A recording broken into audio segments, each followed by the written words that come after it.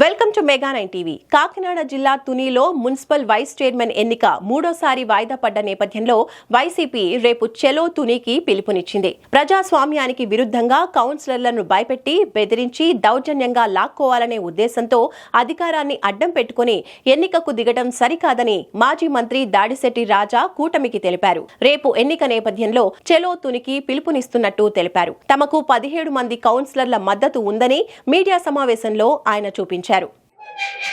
Vice chairman ఎన్నికకు మొన్న 3వ తారీఖు నోటిఫికేషన్ ఇవ్వడం జరిగింది. ఆ రోజు పూర్తిగా 30 మంది కౌన్సిలర్స్ మేము వైఎస్ఆర్ కాంగ్రెస్ పార్టీ కండువాలు కప్పుకుని మున్సిపల్ ఆఫీస్ లోకి వెళ్ళడం జరిగింది. మున్సిపల్ ఆఫీస్ లో టీడీపీ మనుషులందరూ ఆఫీస్ లోకి వచ్చి కౌన్సిలర్ల పట్ల అసభ్యంగా ప్రవర్తించి భయభ్రాంతులు గురి చేయడం జరిగింది. తర్వాత 3వ తారీఖు వాయిదా వేసి శాంతి పద్ధతుల రీత్యా 4వ తారీఖు ఎలక్షన్ పెడతామని చెప్పి 3వ తారీఖు వాయిదా వేసి 4వ తారీఖు పెట్టడం జరిగింది.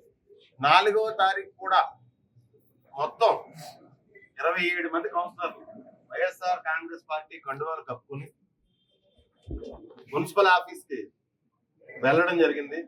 సేమ్ సీన్ రిపీట్ అయిన 4వ తారీఖు కూడా వేలాదిగా టీడీపీ కార్యకర్తలు తుని నియోజకవర్గంలో ఉన్న రౌడీ షీటర్లు అదే విధంగా చాలా మంది మద్యం సేవించి మళ్ళీ మహిళల పట్ల అసభ్యంగా ప్రవర్తించడం, తోళ్ళను ఇబ్బంది పెట్టడం, మళ్ళీ 4వ తారీఖు కూడా సేమ్ మళ్ళీ వాయిదా పడి ఈ రోజుకి నోటిఫికేషన్ ఇవ్వడం జరిగింది. ఈరోజు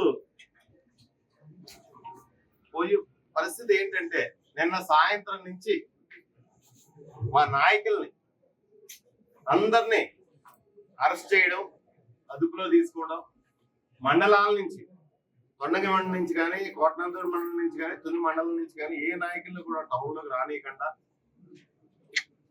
భయభ్రాంతులకు గురి చేసి మా నాయకులు ఇప్పుడు కూడా స్టేషన్ లోనే ఉన్నారు. 144 సెక్షన్ ఉంది, సెక్షన్ 31 ఉంది.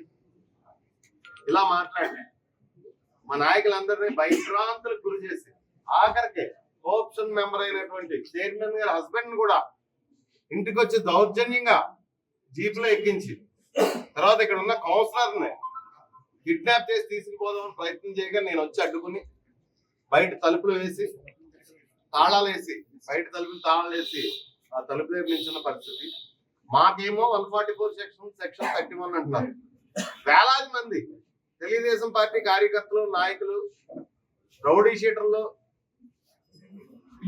గోండాలు ఇంటి చుట్టూ తలుపులు బద్దలు కొడుతూ రకరకాలుగా ముందుగా ప్లాండ్ గా పోలీసులు వచ్చి సీసీటీవీ సర్వేలెన్స్ అంతా తీసి పారేస్తారు. ఇంటికి సంబంధించిన సీసీటీవీ సర్వేలెన్స్ అంతా తీసి పారేస్తారు.